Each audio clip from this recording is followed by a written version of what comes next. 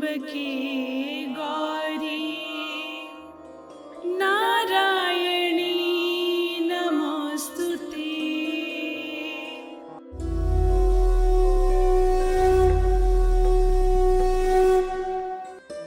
मैं हूं शिखा सिंह और मेरे साथ हैं राघवेश जी।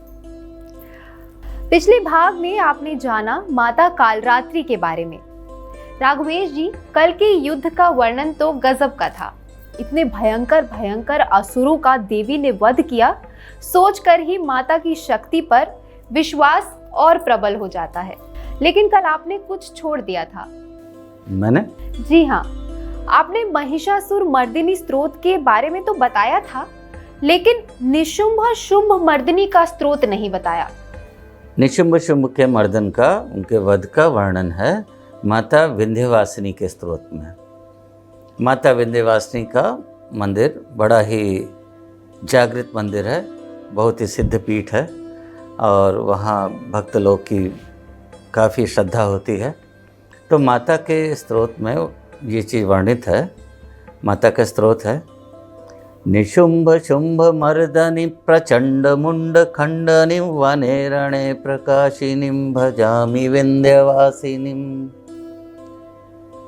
त्रिशूल मुंड धारिणीं धरा विघात हारिणीं गृहे गृहे निवासिनीं भजामि विंध्यवासिनीं दारिद्र्य दुख हारिणीं सतां विभूतिकारिणीं वियोग शोक नाशिनीं भजामि विंध्यवासिनीं लसत्सुलोल लोचनीं लतासदेवरप्रदां कपालशूलधारिणीं भजामि विंध्यवासिनीं करो मुदा गदाधरो शिवां शिवप्रदायनीं वरावराननां शुभां भजामि विंध्यवासिनीं ऋषीन्द्रजामिनी प्रदं त्रिधास्य रूपधारिणीं जले स्थले निवासिनीं भजामि विंध्यवासिनीं विशिष्टिशिष्टिकारिणीं विशालरूपधारिणीं महोदरे विलासिनीं भजामि विंध्यवासिनीं पुरन्दरादिसेवितां मुरादिवंशखण्डनीं विशेषबुद्धिकारिणीं भजामि विंध्यवासिनीं। बहुत अच्छा लगा राघवेश जी माता का विंध्यवासिनी स्तोत्र सुनकर। अब हम आज अष्टमी तिथि की बात करते हैं। अब तक आपने माता के शैलपुत्री, ब्रह्मचारिणी, चंद्रघंटा, कूष्मांडा, स्कंद माता, कात्यायनी और कालरात्रि स्वरूपों के बारे में जाना। आज हम जानेंगे जगदम्बा के 8वें स्वरूप महागौरी के बारे में। जय जगदम्बे। ये माता का सबसे सौम्य गृहस्थी संभालने वाला स्वरूप है, जहाँ ये महादेव शिव की स्नेहमयी पत्नी के रूप में है। माता के स्वरूप का मंत्र है, श्वेते वृषे समारूढ़ा, श्वेते वृषे समारूढ़ा, श्वेतांबरा शुचिः, श्वेतांबरा शुचिः, महागौरी शुभं दद्यान्, महागौरी शुभं दद्यान्, महादेव प्रमोददा, महादेव प्रमोददा। माता के इस स्वरूप का वाहन श्वेत वृष है, क्योंकि माता जब अकेली होती हैं तब तो उनका अपना वाहन सिंह होता है, किंतु जब महादेव शिव के साथ होती हैं तो शिव जी का वाहन है वृष, तो कभी कभी वही उनका भी वाहन हो जाता है। क्योंकि माता की दुर्गा वृत्ति से अधिक इस स्वरूप में गौरी वाली वृत्ति होती है। इस रूप में माता के समस्त वस्त्र एवं अलंकरण श्वेत ही होते हैं। माता चतुर्भुजी हैं। माता का ऊपर वाला दाहिना हाथ भक्तों के लिए अभय मुद्रा में होता है। नीचे वाले दाहिने हाथ में शत्रुओं के लिए त्रिशूल होता है। ऊपर वाले बाएं हाथ में डमरू और नीचे वाला बायां हाथ वर प्रदान करने की मुद्रा में होता है। माता का ये स्वरूप बिल्कुल शांत और सौम्य है, क्योंकि इनके मंत्र में भी है, महादेवी शुभम दद्यान महादेव प्रमोददा। माता शुभता देने वाली हैं और महादेव को सदैव प्रसन्न रखती हैं। गृहस्थों के लिए यह स्वरूप बहुत ही फलदायी होता है। माता के गौरी स्वरूप का पूजन करने की महत्ता आप लोग इसी से समझ सकते हैं कि जब महालक्ष्मी ने पृथ्वी पर अवतार लिया था, महाविष्णु के अवतार प्रभु श्री राम के साथ संयुक्त होने के लिए, उस समय राजा जनक जी के पुत्री के रूप में, जानकी रूप में माता लक्ष्मी मिथिला में उत्पन्न हुई। और जब वो वयस्क हुई तो पिता राजा जनक ने उनके विवाह के लिए स्वयंवर आयोजित किया। और उस स्वयंवर में ये तो विधि का विधान है, कोई ना कोई तो माध्यम बनता ही है। विश्वामित्र ऋषि राम और लक्ष्मण दोनों भाइयों को लेकर स्वयंवर में भागीदारी के लिए लेते हैं। दोनों भाई मिथिला में उपवन में विचर रहे थे।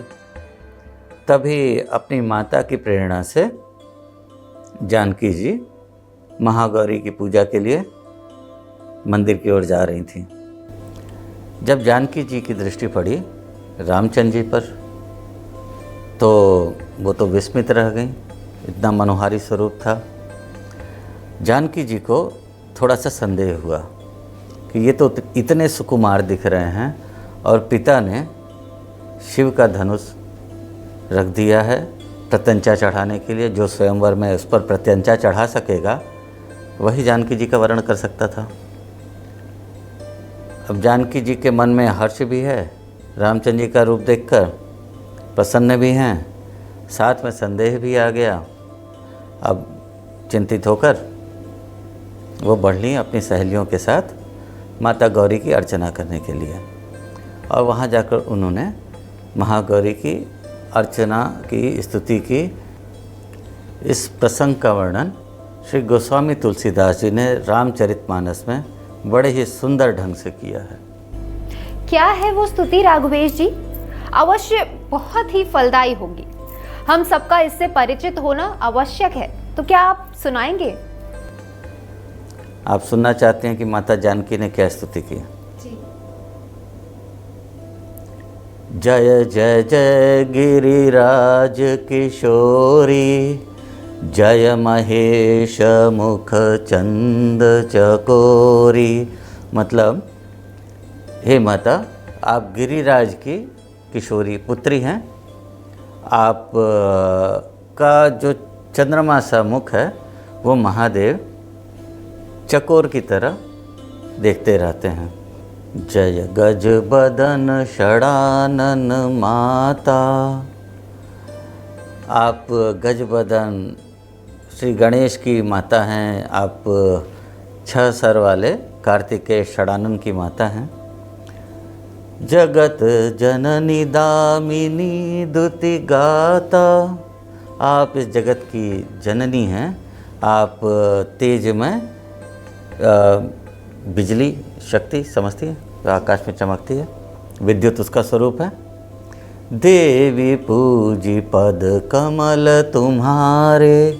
हे देवी, आपके चरण कमलों की हम वंदना कर रहे हैं। सुर नर मुनि सब हो ही सुखारे। जो भी आपके चरण वंदना करता है, चाहे सुर हो, चाहे मुनि हो, चाहे नर हो, वो सुखी हो जाते हैं। मोर मनोरथ जानहु नीके। आप मेरा मनोरथ तो जान ही रही हैं। बसहु सदा उरपुर सब ही के। आप तो सबके हृदय में निवास करती हैं, तो किसी के भी हृदय की बात आपसे कैसे छिपी रह सकती है। कीनहु प्रगट न कारण तेहि। जब आप जानती ही हैं तो मुझे प्रकट क्या करना है। अस कहि चरण गहे वैदेही। ये कहकर माता जानकी माता गौरी के चरणों की वंदना करती हैं, चरणों पे शीश नवाती हैं और उनकी भक्ति देखकर माता भी पिघलती हैं। विनय प्रेम बस भई भवानी। विनय और प्रेम देखकर भवानी वश में आ जाती हैं। खसिमाल मूर्ति मुस्कानी, उनके कंठ में जो माला है वो खिसक कर गिर जाती है। सादर सिय प्रसाद सर धरे हो, खिसकी हुई माला जब भूमि पर गिरती है तो माता जानकी उसको लपक कर उठा लेती हैं प्रसाद समझकर और अपने सर पर धारण करती हैं। उनकी भक्ति देखकर माता गौरी प्रसन्न होती हैं। बोली गौरी हर्ष हिय भरे हो, माता गौरी प्रसन्न होकर हर्ष के साथ बोलती हैं। सुनु सिय सत्य असीस हमारी, पूजे ही मन कामना तुम्हारी। अर्थात हे सिया, तुम्हारे मन में जो भी कामना है वो अवश्य पूरी होगी। नारद वचन सदा सुचि साचा, सोबरु मिलहि जहि मनुराचा। नारद जो भी कहते हैं वो सच ही होता है, तुम उसको सच ही मानो। तुमने जो भी वर सोच के रखा है वो तुम्हें अवश्य मिलेगा। अब ये स्थिति जो थी उसका आगे का असर देखिए। मन जाहि राचेहु मिलहि सोबरु, सहज सुंदर सांवरो। मन में तुमने जो भी वर सोच के रखा है, सहज सुंदर सांवला सा, वो तुम्हें अवश्य मिलेगा। करुणा निधान सुजानशील स्नेह जानत रावरो। वो करुणा निधान है, सुजान है, शील है, स्नेह का भंडार है और उसको भी तुम्हारी मनस्थिति पता है। एहि भांति गौरी असीस सुनि सिय, सहित हिय हर्षि अली। ये गौरी माता का आशीर्वाद और माता सिया की प्रसन्नता देखकर माता सिया की जो सहेलियां हैं, उनकी जो सखियां वहाँ पर हैं, वो भी प्रसन्नता से भर जाती हैं, एकदम हर्षित हो जाती हैं। तुलसी भवानी पूजी पुनि पुनि, मुदित मन मंदिर चली। यहाँ तुलसीदास जी स्वयं को संबोधित करते हुए बोलते हैं। तुलसी माता जानकी बार बार गौरी देवी की अर्चना करके प्रसन्नतापूर्वक हर्षित मन के साथ अपने राजप्रसाद की ओर लौट जा रही हैं। ये तो बड़ी ही प्यारी स्तुति आपने बता दी। अब आगे हम लोग जानना चाहेंगे कि माता जगत जननी का नाम महागौरी कैसे पड़ा। जगत जननी जगदम्बा माता पार्वती का नाम महागौरी पढ़ने के पीछे बड़ी ही रोचक, बड़ी ही प्यारी कथा है।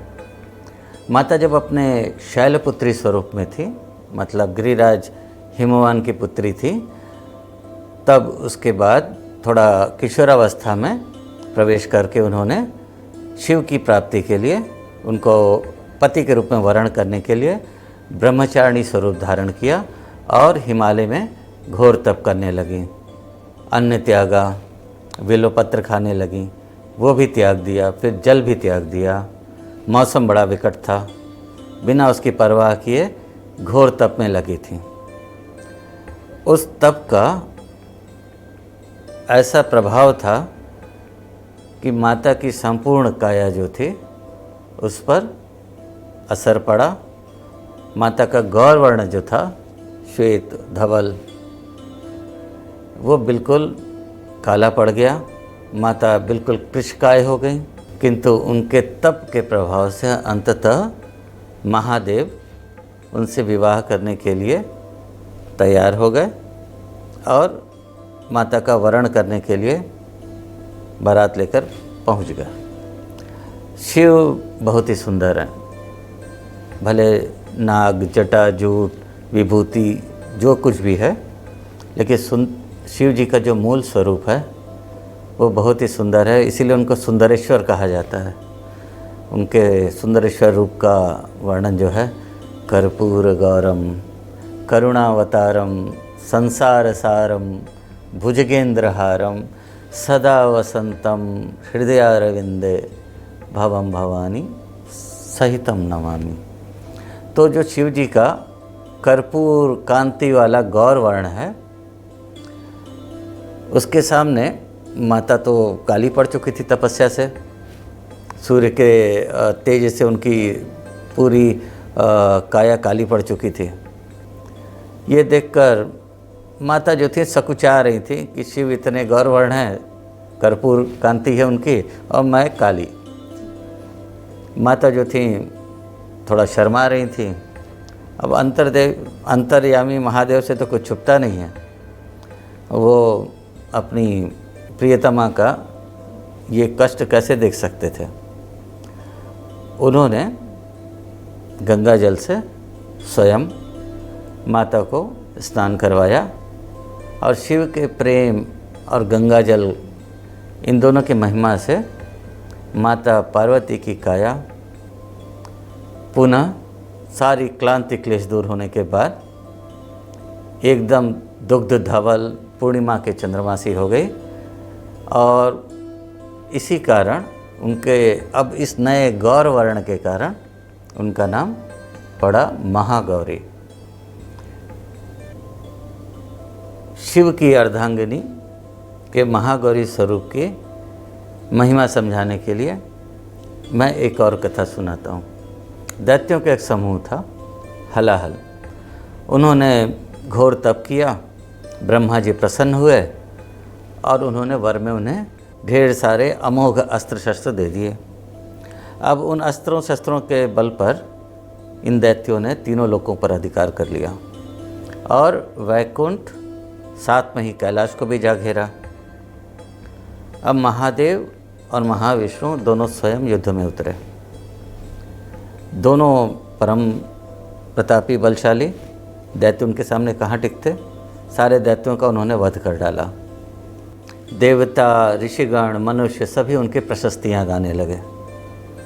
दोनों को अपने बल पर अहंकार हो गया कि हम बहुत ही बली हैं।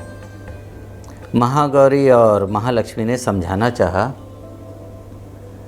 कि उन दोनों लोगों के साथ जगत जननी आदि पराशक्ति की शक्तियाँ उनकी पत्नी रूप में साथ हैं, किंतु ये लोग जो थे, जिन लोग को इतना अहंकार हो गया कि इन्होंने उस बात पर हंसी उड़ा दी, उस पर ध्यान ही नहीं दिया। विजय के गर्भ में बैठे दोनों देवताओं ने पत्नियों को झिड़का भी था, अपमानित किया था। दोनों देवियां दुखी होकर अपने अपने पतियों का साथ छोड़कर वन में चली गईं। देवियों के जाते ही शक्ति चली गई। दोनों देव जो थे उनका बल भी जाता रहा। बलहीन हो जाने से महादेव एवं महाविष्णु दोनों ही विचलित हो उठे।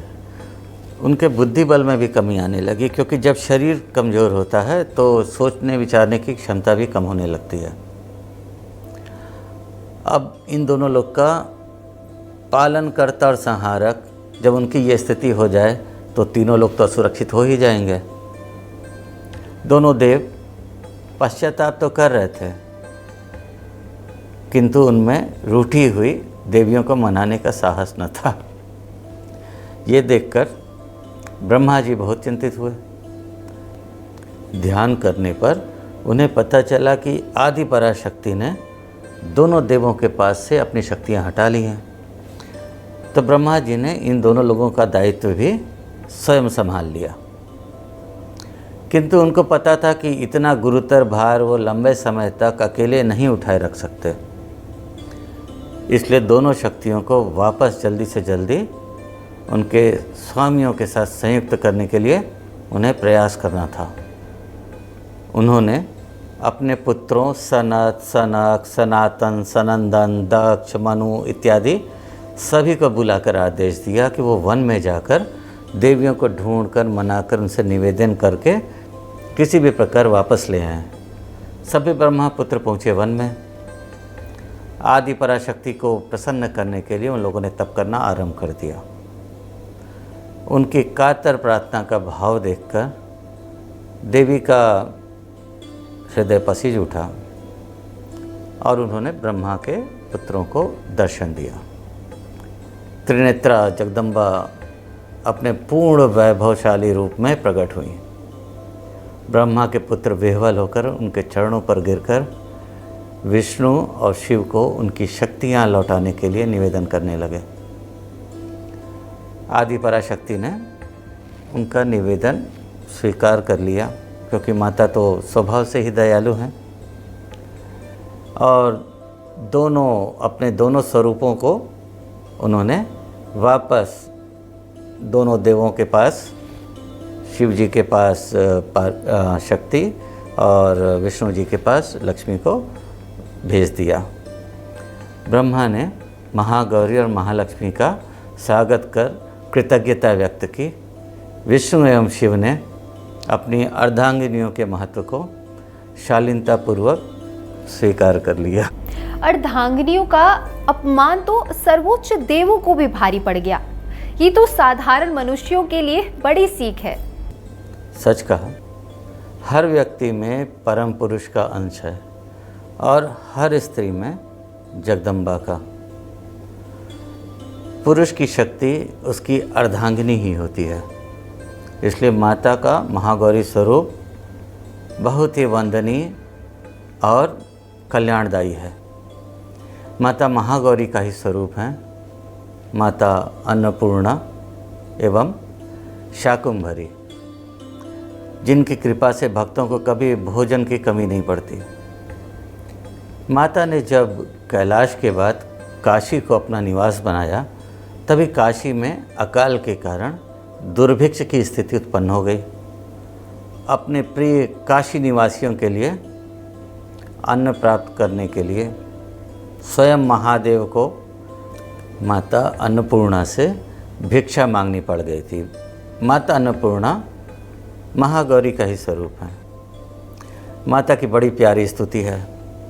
अन्नपूर्णे सदा पूर्णे शंकर प्राण वल्लभे ज्ञान वैराग्य सिद्ध्यर्थम भिक्षां देहि च पार्वती माता च पार्वती देवी पिता देवो महेश्वर बांधव शिव भक्ताश्च स्वदेशो भुवनत्रयम्। हे अन्नपूर्णा, आप सदा पूर्ण हैं, शिव के प्राणों में बसती हैं, ज्ञान वैराग्य सिद्धियों की भिक्षा देने वाली हैं। आप ही हे देवी, आप ही पार्वती माता हैं, महेश्वर हमारे पिता हैं, समस्त शिव भक्त हमारे भाई हैं, तीनों लोग हमारे लिए स्वदेश है। इस मंत्र से देवी अन्नपूर्णा की स्तुति करने वाले परिवार में माता की कृपा से धन धान्य सुख समृद्धि की कमी कभी नहीं होती।